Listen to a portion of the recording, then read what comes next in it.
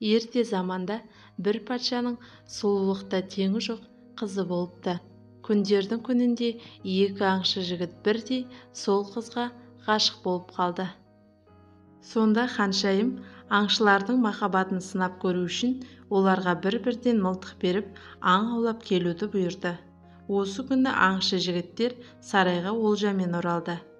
Олардың бірі өзі атып әкелген жолбарыс пен бөріні ханшайымның аяғының астына тастады, ал екіншісі аққу мен бұлбұл атып әкеліпті.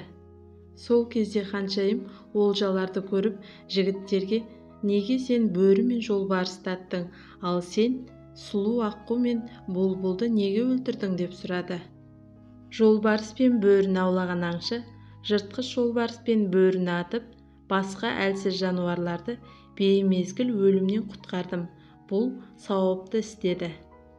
Ал екінші аңшы үлкен хайуандарды ату оңай, ал мен аққу мен бұлбұлды атып мергендігімді дәлелдедім деп жауап берді. Олардың жауабын тыңдаған ханшайым бірінші аңшыға «Сен мейірімді данышпан екенсің», ал екінші аңшыға «Сен қаһарлы, мейірімсіз жан екенсің» деді. Бірақ екеуің де маған лайық емессіңдер, себебі бірің мейірімдісің, бірақ қаталдық жоқ, ал екіншің қаһарлысың, бірақ мейірімің жоқ. Екі қасиет адам бойында қатар болмаса, нағыз махаббат болмайды. Мейірім де қаталдық та махаббаттан туылады деді. Махаббат үшін бір ғана мейірім кемдік етеді.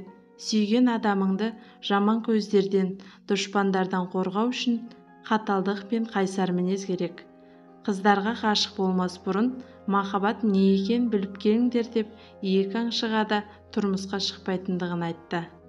Сонда қызын сырттай бақылап тұрған патша қызының ақылына риза болып, «Дұрыс айттың қызым, нағыз ер жақындарына мейірбан, дұшпандарына қатал болуы керек» деді.